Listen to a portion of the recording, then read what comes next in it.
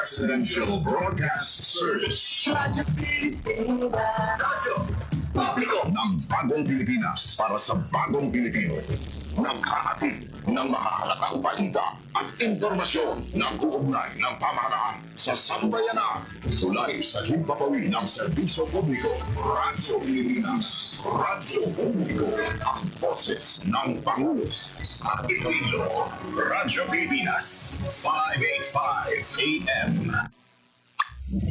Sa pang-agrikultura, ang inyong source of daily news, talakayan siksik sa kaalaman, atin ay impormasyon mula sa pamahalaan, pagpapayaman sa ating mga likas na yaman para mas mapaunlad pa ang isa sa mga paunahing kabuhayan sa ating bayan. Usapan ang agrikultura dito lang sa Radyo Pilipinas.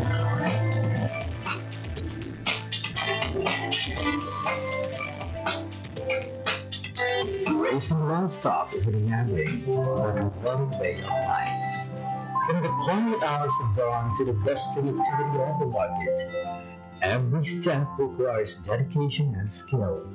Today, we take a closer look at the journey of a hardworking farmer as they tend to their animals and bring them to the Leon Livestock Auction Market. As early as 12 a.m., Manong Edwin wakes up and ready to begin his day. He carefully prepares his livestock for transport, ensuring they are in the best condition for the auction market. By 1 a.m., he and his team pull their stocks, making their way to the Livestock Auction Market, or LOM.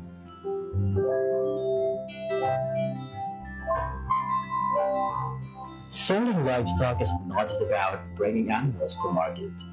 It's about careful selection and preparation to get the best price possible. Sellers and buyers start arriving, eager to engage in the bustling trade.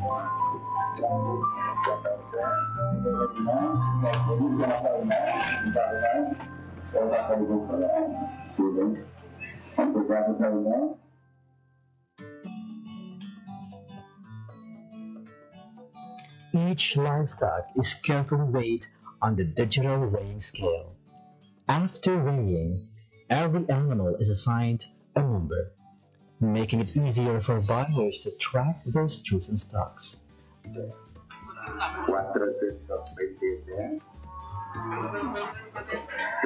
Pag-abot isang baboy, before siya ikiluhon, gina-check anay ang iyang barangay certification, and then hindi wise ang kinuhay nga matabo unless nga waay pa maabot ang buyer at saka while nga nagakilo batan-aw man ang mga farmers na kung sabihin mabala nila kung pila ang kilo sa ilang baboy.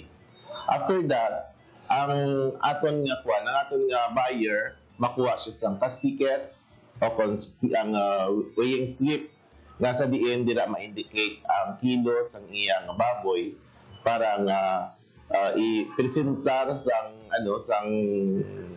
tag-iya sa buyer nga amo na ang kilo sa iyang baboy para nga ibayaran na.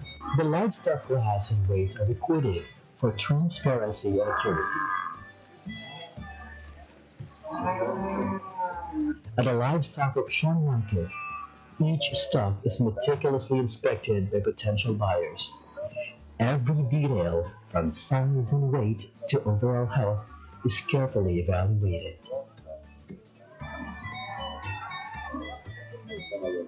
As the bidding process unfolds, buyers compete for the best livestock.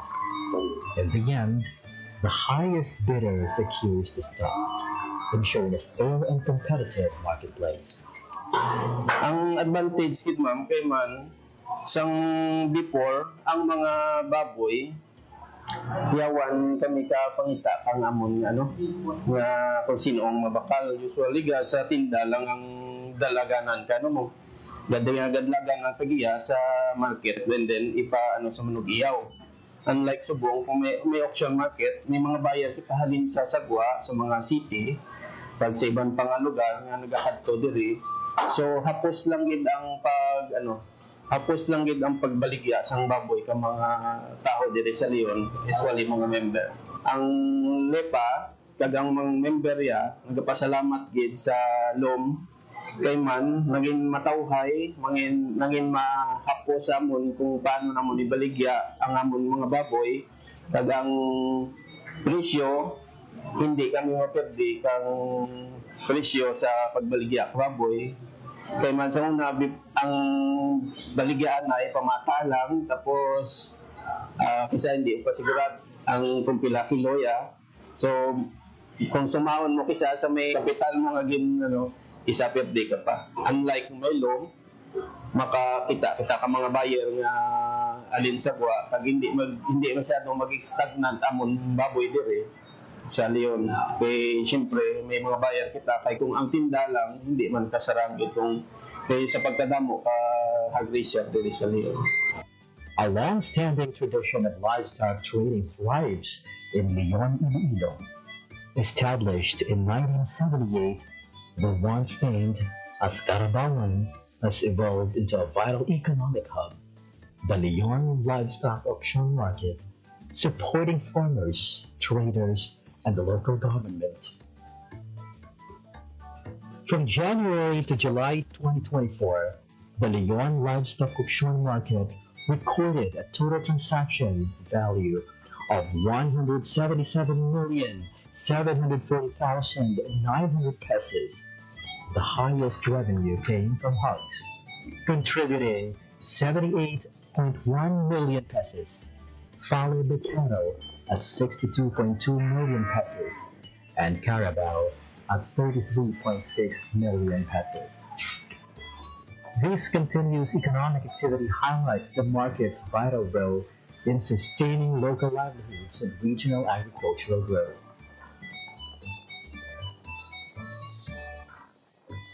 Just to give you the idea, Leon, before we have challenges na facing in the management of our livestock auction market. Well, one of those is the limited facilities that includes the shed, and then the problem on drainage, and then the manual weighing, of course, before we've been doing that.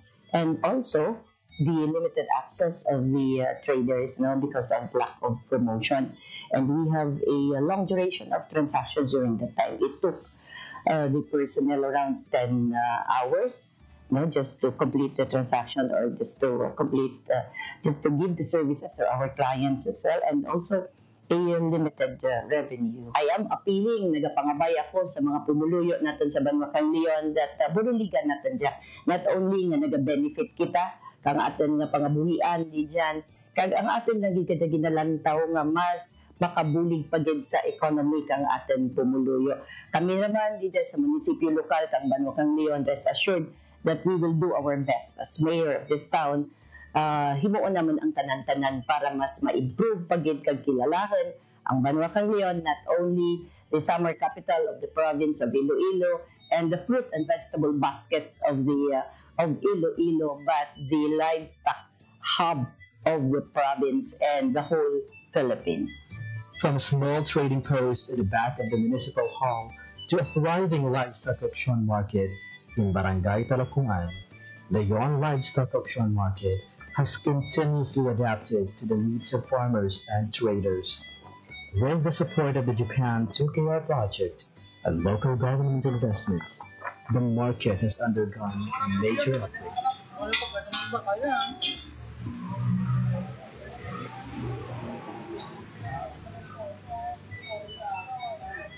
Part of the consideration why ang Leon was considered as a livestock hub is the population of the livestock in Leon. Actually, if we try to look at statistics, would say that municipalities of Leon and Cabatuan are the major livestock producers in the province of Iloilo. Sa tulad, makita natin ang mga improved infrastructures, no? Makita natin ang ating administration building, no? Po na siya, mga cater na siya. Damo ang numbers ng mga clients natin na makasransact, rain or shine matana. We have our fences, na makasecure kang ating mga clients and our laystocks. And makita man natin sa tulad, simentado rin ang ating selling area kag ang mga dalan. So very comfortable rin mag-transact ang aton nga mga farmers and traders sa aton nga stock market. Secondly, ang aton nga improved nga animal shed. So makita natin nga mas organized rin ang aton livestock market. Naka-separate ang mga large ruminants natin ng cattle ang Carabao. So may area mata na nga allotted for hogs, for goats, and for our poultry. Sa Tulad, we're very fortunate na may digital kita and calibrated na weighing scale. Kasi sabihin na mas transparent yung tana in terms kilo, makita na di farmer once kilo ng sapat, mismo si buyer makita na makita na kilo ka sapat. And we have also our improved system of operation. So kanakauna, gaw sa kami sa 4 pero nag-end kami alas 2, alaw na. But for now, nag-end kami sa kami alas 4, nagatapos kami 7 to 8 a.m. So while rin so part yung mga transaction, so mga baka na nag-rin dyan subject for pick up rin kang mga buyers. So makita natin na may improvement sa transactions. It's because ang mga documents na kinanglangan ni buyer or ni farmer, di dyan na mismo may issue sa stock market natin. So di dyan ang presence ka natin yung Municipal Treasurer's Office sa pag-issue ka mga certification, di dyan natin yung Municipal Agriculture Office, ang atin yung PNP, na mag-issue. So, one-stop shop na na, diyan available mismo sa atin. Ang atin yung improvements sa ating livestock market na kulig na bulig sa atin ng mga livestock racers at the same time sa ating mga buyers.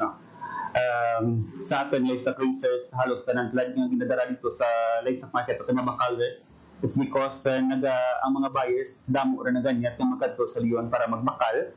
So, and then, luwas sa Tagalion, damo naman ng mga adjacent municipalities, o iba-iba ng mga provinces sa Gakantor, dito para ibigyan lagi ng baka nila.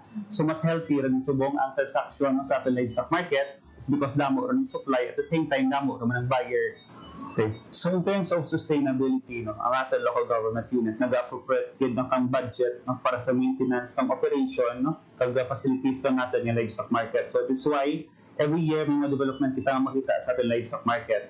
And nag-focus man ang ating mayor sa mga personnel kung saan nag-provide the batang dyan kaplantilla na mag-operate o mag-handle ang ating livestock market. So we have 5 personnel na na-assign dyan and under sa management kang Municipal Agriculture Office.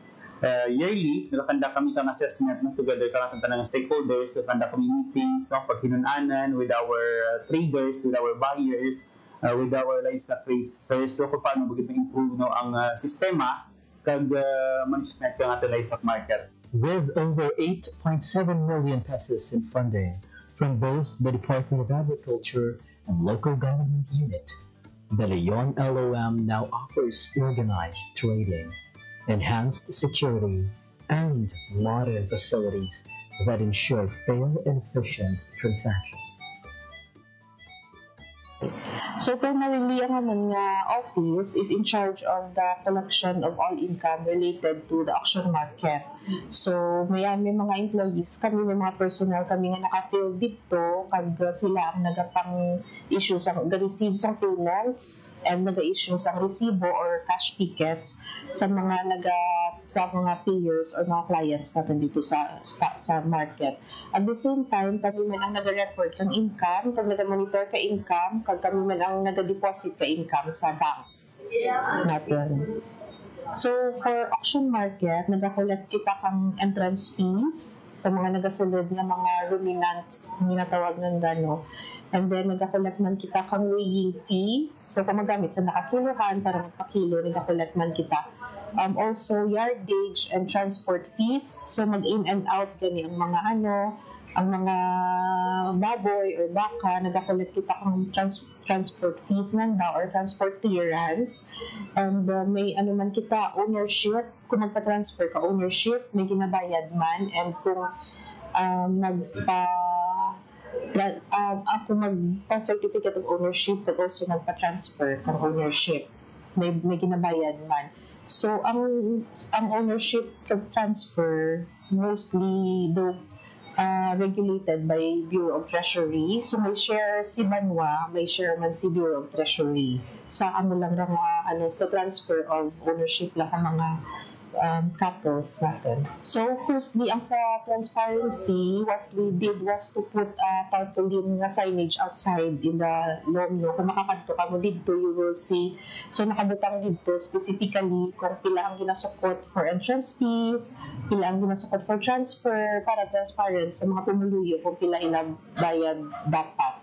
No, para ma-avoid ang mga overcharging. And also, gina-remind din naman ng mga nag-post man kami dito nga always ask for receipt.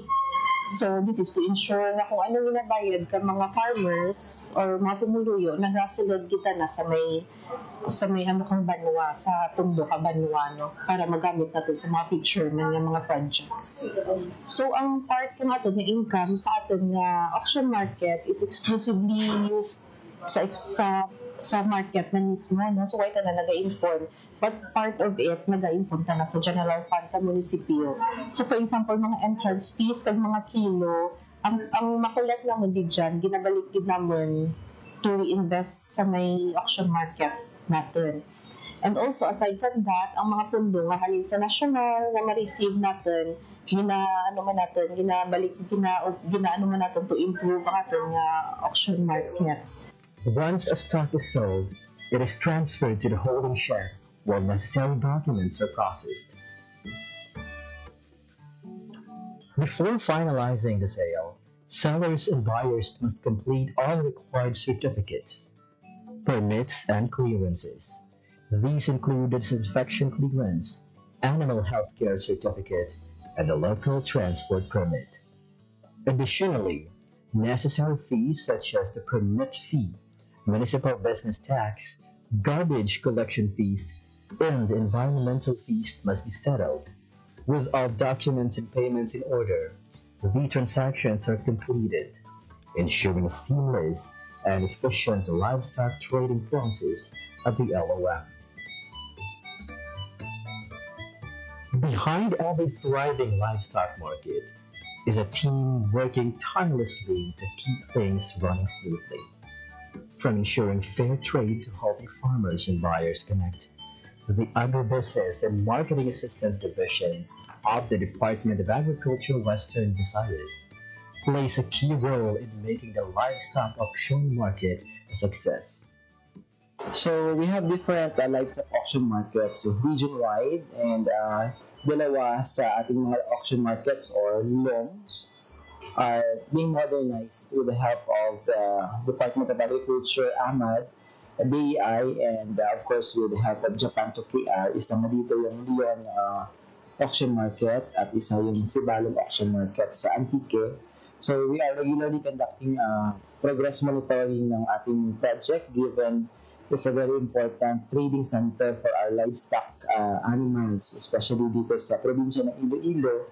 And as our indicator sa kanilang performance, we are regularly monitoring the transactions. Yung volume ng transactions natin sa auction market, we are also coordinating with the AI when it comes to animal welfare. So kailangan natin i-secure na yung mga animals or livestock na dinadala sa ating auction markets are proper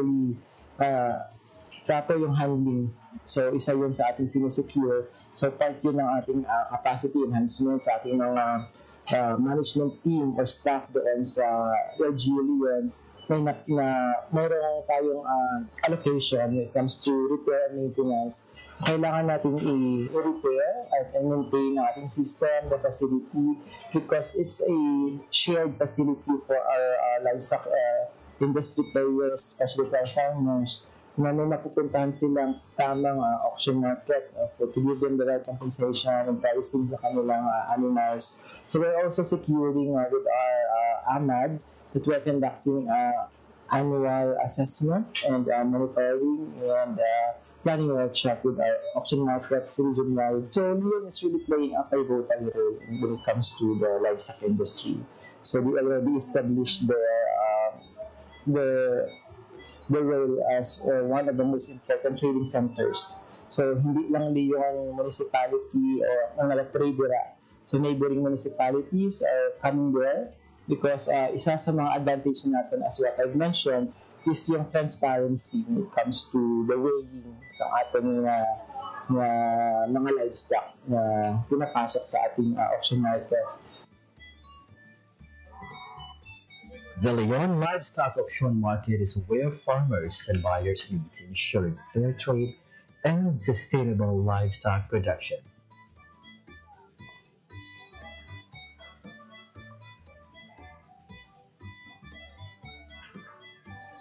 Salamat sa mga CBE, sa MAU, sa mga personero dyan, na kung ano may problema sa baka, kung masakit, kung purgawin, kung anong problema naman niya, daw na tawan mo na aksyon, kaya suportado man da.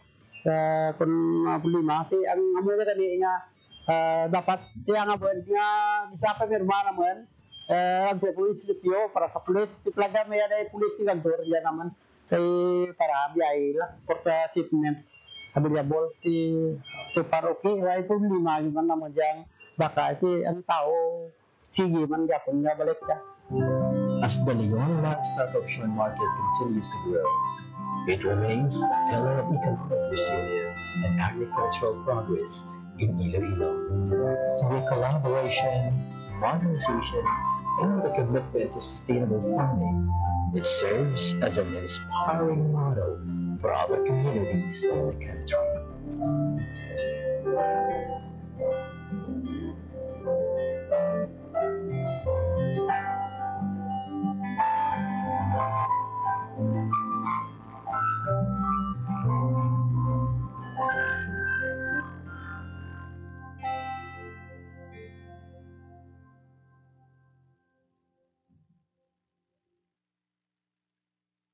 Kada sa kanyang mga sulit na sa mga tingin sa kanyang programa. Kaya isa, po ang ating partner alin sa daily information section, Sir Jan Candelario. Sa imo nga pagpapangyaw, subong nga aga.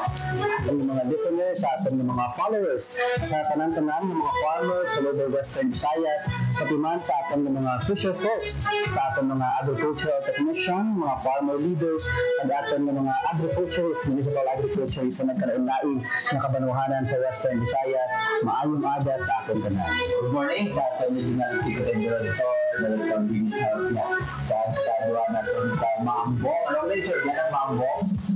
Guwapahon kanyaan yan. Guwapahon, Regional Technical Directors, Director Carlin Antonio and Director Maria Teresa Solis. Sa mga partners natin sa local government units na aton yung mga agricultural extension workers, mga local farmer technicians naton kang farmer leaders, shout out sa inyong tanan, no? Along kita. So yan, aton nga topiko subong aga, no? Balaan naton may towards the end sa aton na program, no? May isa ka kita ka dinapit bisita, no? Kung man yun. So yan, no? Kag idol gid sa aton mga nais, no? Kung ito kinakaidlawan sa aton yung mga manumano na binigay lang sa district na sa Iloilo. Shout out balik kay Samen Tumagaysay sa tanan natin ng mga manumais sa Batwasan Batan. Good morning gid sa inyo, no? Kag Sir Jan, welcome na to, no? Aton nga bisita, no? Malayo-layo ang iya ginhalinan aga po sa bugtaw Sir Jan, o kay ginpukaw sang tiktilaok sang manok. Ari na, welcome na to sa aton yung program, Sir Idol Ray Hinini. Bayad nga aga ka natin tangan nyo. Ang pagkaray ako hindi na nusminta sa ganda nga pamatin mo. Hindi Sansan yun nga mga why di ako na anong karay Yes. para maintindihan ninyo kag hindi ka malubak mula sa ibang nga mangunguma sa mayas magambasa na nga kayaan ganiran sa Sordia going to Antique.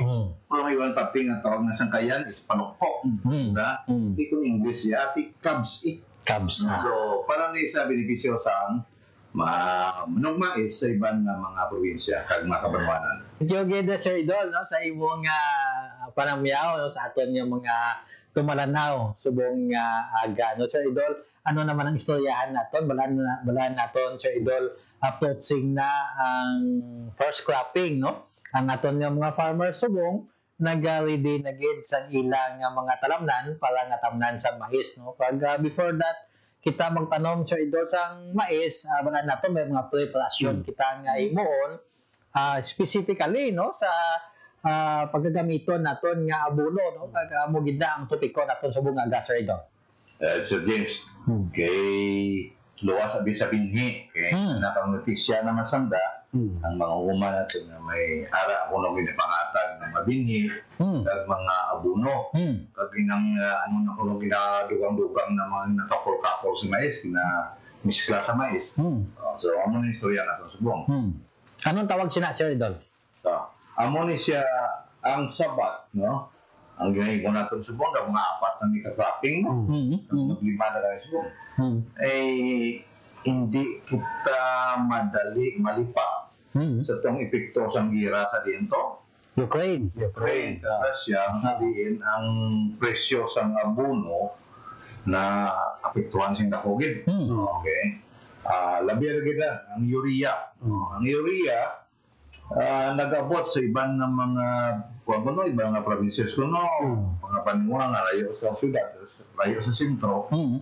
Ay nagapanoktok sa 3,000. Iba gani ko sobra na. Darada di ang gasto nanda sa howling. Okay.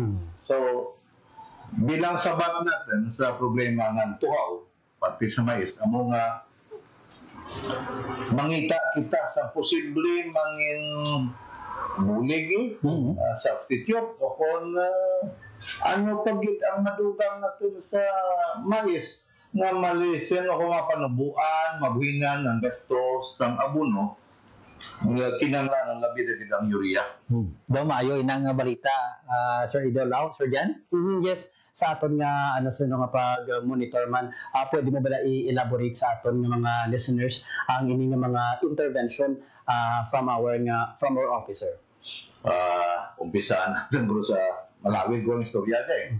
Hindi kay igong ko mga tunasang oras ng kami dyan. Ay, supunan tabi sa sunod, Sir Idol, kung hindi naman madalas. Tabo, no?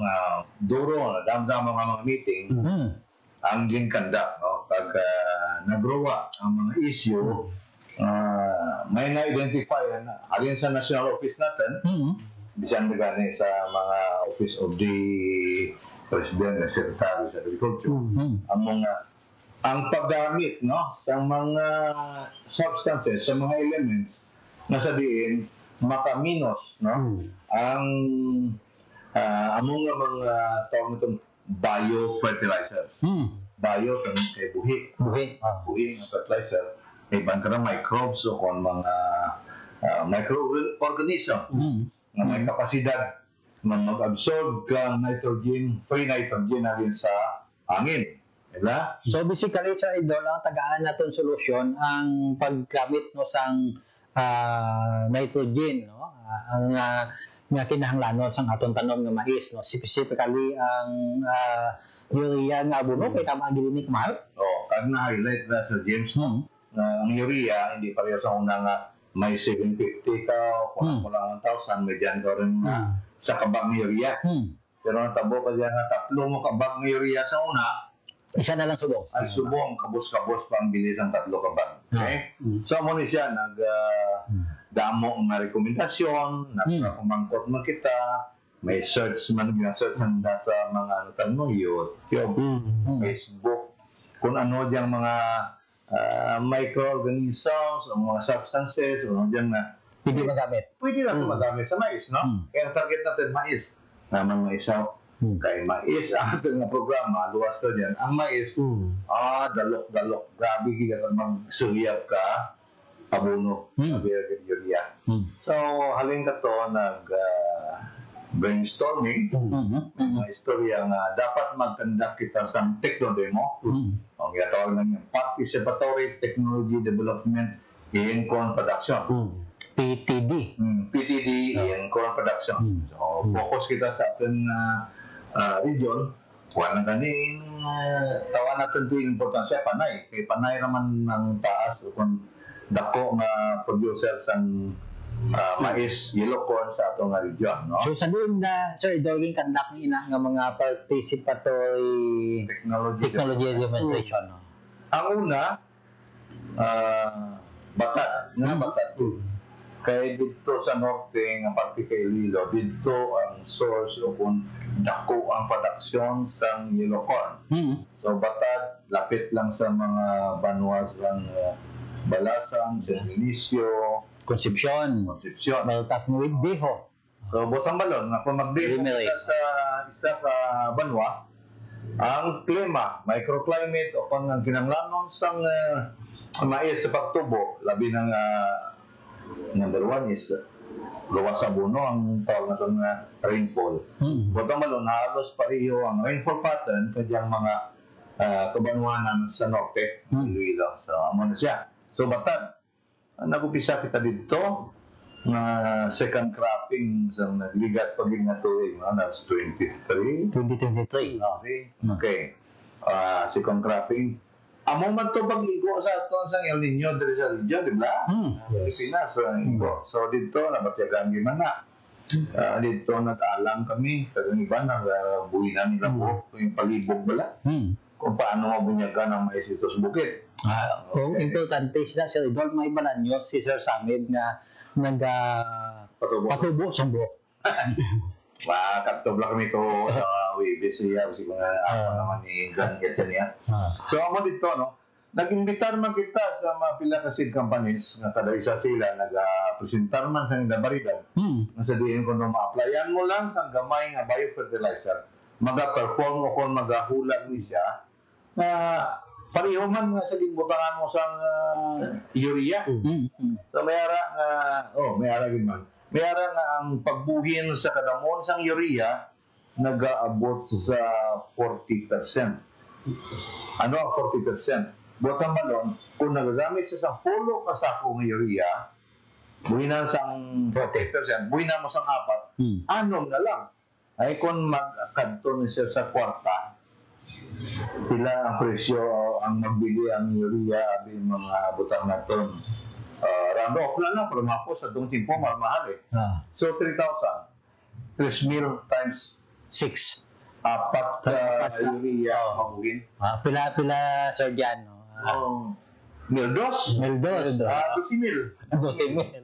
Wow, 12,000. Sipang 12,000. Kung lagso mo naman sa tubas na, 12,000 mo. Mga isa na nakatunyada nga mais. Botong balon, nakasave ikaw 4 kasako nga urea. Worth 12,000 pesos. 12,000 pesos. So, sa Sir Idol, no, amo na ang ginhimo, no, nga gin-experimentuhan naton parte na sa aton nga technology demonstration, no, sa aton nga mga cluster areas, no, identified cluster areas aton sa corn. So, napamatunan, no, kag positibo ang resulta nga pinaagi sa paggamit sang sining nga mga biofertilizer na reduce naton aton nga requirement sa commercial o inorganic nga fertilizer. Sir Jan. Yes, so far, sir, no, kamusta naman ang response sa atong mais when we conducted na sang pila ka mga sa participatory nato nga technology demonstration. Nagtambok na sila Idol o kung nagtaas sa gila nga patubas? Kay nagbuka man siya. Tapos, ang long-term na effect na siguro, mayara na gulang, medyo laya ng bungaya, pero ang dahon green yapon. So, muna siyang gusto na nami ito sa Idol mo on silage ang laya nga dahon kay na-harvest na nato ng bunga. Green pa ako ng dahon. Isa na agad gina-propose ko sa ipakaon sa kanding. Division. Oo. Nga value-adding na siya. Value-adding na. Nakatindog pa ang mais. So, hindi siya ko na ginimo man to sa balay. Oo. Dan mamuranti na lang daw kung sa mo pa lang na stage 1 hectare mo makatao ka nimo maghatag sa imo sang at least 15,000 nga kwarta halin pa lang na sa dahon sang mais nagatindog ngayon kuha mo sa babaw pero ang iyang bunga pwede magulang hindi pa magulang so amo ni siya nga mga gina-recommend ko ang searches sa aton nga research division kay Ma'am Nora Garpa. So, amo na siya subong. Nakita mo naman, hindi lang nga mayara nga 40%. Mayara man sila gani nga nagpabinturan man nga totally, wala na siyang abono gigamit. Pero nakita ko kay Mayo na may mamari. Wala na sila nagamit sa inorganic, nagbumba na sila, gumbumbahan na nila sa biofertilizer. Kaya mo ito akong komentar, ning ko isa lang ka problema natin yung nitrogenous fertilizer. Tapos yung total nyo totally kuwagit ang tanan na inorganic fertilizer, ang chemical fertilizer, kuwa. Yung bayuan. Hasta ako na hindi hindi ko conforme daw. Kaya wala mo. Basta hindi mo bunga ba? Hindi mabunga. Kaya yung kuha mo tanan. Pero kaluyan Lord, nagbunga man siya. Kung may gamay lang ang mga points, mga puntos na dapat i-improve natin. Yes. So, subject for second trial. Kung i-conduct ato first cropping, sa second cropping, testingan kung ano ang performance niya sa kung first cropping, hindi wet season. Ang dry season ng second cropping, so mag-umpisa na siya mga November, pasaka na. So, ako na siya nga, sabihin ko, tirawan na kami, testingan na ito. Ini. Kubot na rin yun, Sir Udol, kung positibo ang response niya sa first naton nga cropping, ang second cropping naton nga pag-testing sini, daw validation na finalization na sa aton nga result. Sir Udol. No. So, kung ano gitna ng output. Ano lang epekto niya? Ang patubas, hindi masiling garantiya na sa ginansya. Luwas sabihin nga, hindi na may pag-consider ang presyo. Ang presyo gawagdan up and down So, ang ato lang yan ano ang performance mo sa first crop? Sa second crop, nag-click wala. So, amo na siya nga, ang ibang ulo nila, siling. Okay. Pwede na yung mahimo. Hindi pwede, pwede lang yung mo na ton. Okay. So, may rekomendasyon, isa si Director Number nga, ang management sa tanong, hindi mo magkumparar ang gamay nga area na gikuha ang sample kag ang total na area ang itanuman mo. Halimbawa, sa 1 hektarya, nag-sampling lang kita pila lang square meters. Kung square meters, hindi mo natin ngambal na daw may pinilian o kung may bias na lang. Umpisa pa lang ang mga farmers o katong mga researchers, kundi nga ibutang naton sa malapad-lapad nga area na sa diin ang management mo sa imo kung 5 hektarya, pareho lang tanan. Pero kung ang 1 hectare kuha mo lang sing gamay nga portion na para sa sampling daw, hindi bisan kami hindi kami komportable nga mag-recommend sa amo na tungkol kay gamay lang area nga mga gin sampulan. Yes. Now may aton nga yan ay subong Sir Dian now pod kay Sir Idol Ray Hinini So ang aton nga tiempo sa sining episode naton ginakulang na gid Sir Idol mula naton sa sunod naton nga pagpangalagad Sir Dian tagaan naton sang full na gid nga 30 minutos o kun isa na gid ko oras ubus-ubuson naton ang impormasyon halin kay Sir Idol Ray Hinini sa subong bitinon naton anay ang aton nga mga tumalanaw we have been discussing about biofertilizer in application sa aton nga pagtanom sang mais Sir Idol. So sa masunod naton nga pagbalik sa aton nga programa, mas mabusisi pagid nga mapamangkot naton kay Sir Idol So bantayan sa pagsunod naton nga pagpangalagad Sir Idol sa imong mensahe anay subong nga aga sa aton nga mga tagalanaw. Namin, naman po sa James yung ginabitian mo kay sa sunod ako gawin pag daw pamati kami liwat kayo kumayo hindi ka sa kalboto man. Wala na to na Sir Idol damo gindi mahidlaw sa imo pero kung mag-consultant kasi sa corn hindi na sila ilawan sa imo. So mensahe mo sa Idol sa aton yung mga tamalanaw. Mga konsultant na dahil Wala. Ito ginatapong ko. Wala. Sige. Kitain lang si Sir James. Hindi lang nung sultan-sultan. Kung gusto sila matikatikal. Alam mo Japon. May mga edin to. Pwede mo sa Japon matawag. Ang coordination lang natin sa research. Yes. Yung makita natin. Sa program yung naluhay mo sa mga kabataan po dyan sa opisina, may ako, Ang bata ko sa corn program, kinanglan pag-inman sa mga binangon, bairong pala magtalong. So, sige, aral na di ako para sa magmahis sa bilog na region. Sir Jan, imong parting words no sa aton nga program sa bungad no. I hope bisan sa malipot lang at tiempo naka-absorb man o kag nakakuha man sang pila ka mga significant nga mga information, especially ang aton nga mga manugmais all over Western Visayas. Kag bantayan sa masunod pagid nga episode sa aton nga programa kay Sir Idol Ray Nini. Good morning, mayong aga, mayad ayad nga aga sa inyo tanan. Agagit, no?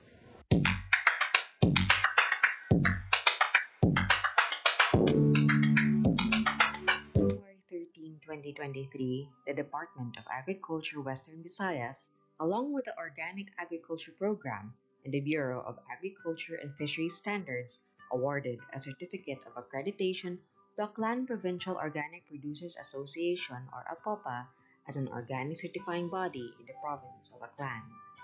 Being accredited under the Participatory Guarantee System, the APOPA performs necessary inspection as a legal entity of DA Bureau of Agriculture Standards. In behalf of the agency, APOPA's core group is responsible to verify that the product being sold or labeled is organic. Magandang umaga. Ako nga pala po si Angel Reyes III. Ako po ay farmer at ako ay ang may-ari po ng Granada Verde Farm nandito po sa Batan, Aklan. Maraming pumasok na mga oportunidad at mga benepisyo sa hindi lang sa akin pero sa mga kasamahan ko dahil nga sa aming pagpursige sa Participatory Guarantee System. Tumulong talaga na mabigyan kami ng financial na assistance. Maliban rin po doon, maraming mga programa na idinaan po sa aming grupo. Mas nagkaroon kami ng lakas na loob na makapadiretso sa aming mga kliyente at sabihin na totoo po kaming organiko. Sa mga kasamaan ko ng mga magsasaka, totoo na mahirap talaga ang farming pero sa umpisa lang yan. Marami na po tayong mga teknolohiya at mga learning na pwedeng maibago natin ang mga lumang tradisyon ng pagsasaka. Pwede mong pagnegosyo ng farming. Lalo na sa organic na pamamaraan na kung saan maliit lang ang iyong ginagastos. Kailangan lang natin makapag-connect at makipag-communicate sa ating Department of Agriculture. In the municipality of Aklan, the APOPA core group certified 2 women organic practitioners who both engage in organic chicken production. Magandang umaga, ako si Abigail Navarra from Pulocatibanga, Aklan. Malaking tulong po yung nabigay ng APOPA sa amin dahil po nakatulong sa aming pamilya, sa self ko at sa environment po. Malaking tulong po yung ibigay ng region sa aming certified na farm dahil po meron silang livelihood na binigay sa amin. Yun po is nakatulong sa aming pamilya at sa self ko at sa environment po. Bihira lang ngayon ang mga kabataan na nagpa-farming dahil yung income daw ay mababa lang. Doon ka sa field, nainitan, parang ayaw na humawak ng mga lupa dahil madumi daw. Di nila alam nga doon yung malaking kita sa pagpa-farming. Dahil pag sa farming ka is hawak mo yung oras mo, wala kang amo na nag-uutos sa'yo. Farming is dyan, enjoy ka, malaki yung kita mo. At sa mga kabataan, sana po ay mag-engage ng pagpa-farming dahil po tayo po ang pag-asa ng bayan dahil po yung mga farming sa ngayon ay matatanda na at tayo ay susunod na magiging magsasaka. Magandang araw sa lahat. Ako si Maricel Barrera Buhos. So, sa tulong po ng programa ng DA, malaki pong tulong sa amin bilang magsasaka. When it comes to our resources, like mga materials po, mga net, mga bamboo, mga nipahat, malaking tulong po sa amin yung bilang magsasaka at lalong-lalo na po yung incubator na mas mapabilis namin maparami yung aming mga manok. Wala po dapat space ang kahirapan sa atin kung tayo lamang po ay masipag. Naniniwala po kasi ako na kapag gusto mo umangat sa buhay, kailangan mo magtrabaho. Kung mayroon kang dream or adhikain para sa iyong family, I have to work for it. So, as mother, mataas yung pangarap ko sa aking anak. At gusto ko rin magiging co-partner ng aking asawa. Kailangan ko mag-initiate kung anong dapat kong gawin para mapaunlad lalo ng aming pamilya. So, sa pamamagitan po ng farming, gusto ko rin pong mag-inspire sa ibang mga nanay na kung saan gusto niyo makatulong sa inyong asawa, gusto niyo maangat ang iyong antas ng iyong pamumuhay, gusto niyo mapatapos ang iyong anak sa pag-aaral, kailangan niyo rin pong gumalaw. Ang aking pong mensahe sa DA family ay taos-puso po kaming magpapasalamat sa inyong suporta sa kaming mga maliliit na magsasaka. Ang inyong mga tulong po ay malaking tulong sa amin para mapaunlad ang aming mga pamumuhay. At sana po ay marami pa po kayong matulungan kasi ang inyong po programa ay napakaganda. Mula po sa akin personally ay nagpapasalamat po ako sa inyong tulong. The increase of women and youth engagement in the field of agriculture is apparent, with a strong intervention of the agency to strengthen the value chain of the food system. Young women highlighted employment opportunities, increase in income, developed skills in organic farming, and overall resilience. Organic farming grows and is not only her source of livelihood, but a way of living at its best. Certified PGS in Batan Aklan for integrated farm feeders to the nearby resorts and hotels in Boracay Island. Hi, hello! Ako po si Rose Ann Bautista. Salamat sa BA, sa API, kasi yung mga trainings kung paano gawin yung mga, halimbawa yung mushroom, yung free-range chicken, actually native na chicken, pero yung sa akin kasi is free-range. Sa trainings, talagang madaming opportunities na dumapit. Sa trainings, sa connections, nakikita ko yung mga mas magagaling pa kasi matagal na sila sa farming. So yung knowledge nila, nakukuha ko rin. So dina-download sa amin ng mga bago.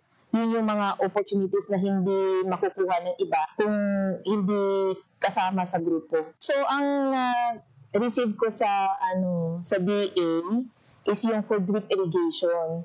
Ang drip irrigation kasi malaking tulong sa amin para lang din na ma-shift ko yung workers, yung trabaho nila, na makagawa ng mas importanteng trabaho outside doon sa pag-i-irrigate lang ng mga plots. So very thankful naman talaga ako sa BA kasi ang laki ng naitulong nila sa materials. In connection na rin sa natatanggap ko sa BA, talagang magpapasalamat ako sa API, sa lahat ng trainings na na-receive namin. So, in-encourage ko rin yung mga farmers or yung balak maging farmers sa huli na mahirap siya. Mahirap yung pagiging farmer, especially kung baguhan ka, wala kang idea. Pero pagka nandito ka na, may passion ka sa pagtatanim, may passion ka rin sa pagtulong sa kapwa mo. Kasi once you are an enterprise, once you have a farm like this, makakatulong ka sa community mo in terms dun sa opportunity na nakikreate mo. To be PGS certified organic farmer is an arduous task. Nevertheless, APOPA is greatly honored to be the first group in Western Visayas to complete the endeavor. Forming the group of organic practitioners brought them together in coming up with one goal, which is to become a certified producers, marketers, and develop healthy products that is visible to a bigger market.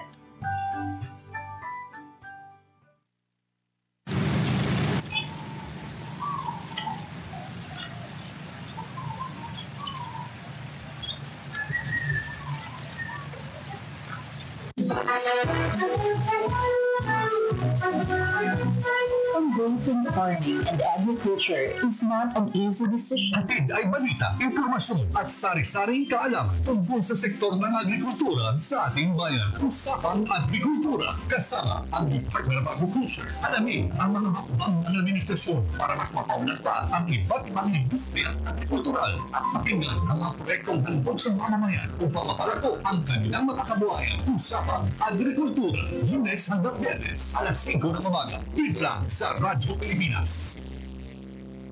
Ang inyong tulay sa himpapawid ng serbisyo publiko, ang Presidential Broadcast Service, Radyo Pilipinas, Radyo Publiko. Radyo Pilipinas, Radyo Publiko. Kinilala ng pag-international at prestigyosong Asia Pacific Broadcasting Plus Awards 2025 para sa kategorya ng Government Streaming. Ito ay dahil sa epektibo nitong pagsasanib ng mga tradisyonal na media tulad ng telebisyon, radyo at print para masabayan ang mabilis na pagtinog ng mundo ng digital at social media tungo sa mas epektibong paghahatid ng mahalaga at napapanahong mga impormasyon sa mamamayang Pilipino. Kinilala rin ang Radyo Pilipinas dahil sa patuloy na pag-akyat ng rating. Ngayon ay matatag sa pang-4 na pwesto sa Mega Manila ayon sa pinakahuling Nielsen Radio Audience Measurement Survey. At sa social media. Nakamit ang higit 2,000% pagtaas ng bilang ng mga sumusubaybay sa Radyo Pilipinas page sa unang bahagi ng 2025. Patunay ito na ang inyong Radyo Pilipinas Radyo Publiko ay tunay na kaagapay ng inyong pamahalaan sa paghahatid ng serbisyo sa mga mamamayang Pilipino. Mula sa aming lahat, sa ngalan ng inyong pamunuan at mga kawani ng Presidential Broadcast Service, kasama ang inyong mga himpilan ng Radyo Pilipinas sa buong kapunuan. Maraming salamat po sa inyong lahat, sa inyong pagtangkilik at pagkilala. Radyo Pilipinas. Radyo Publiko. Radyo Pilipinas. Radyo Publiko. Radyo Pilipinas.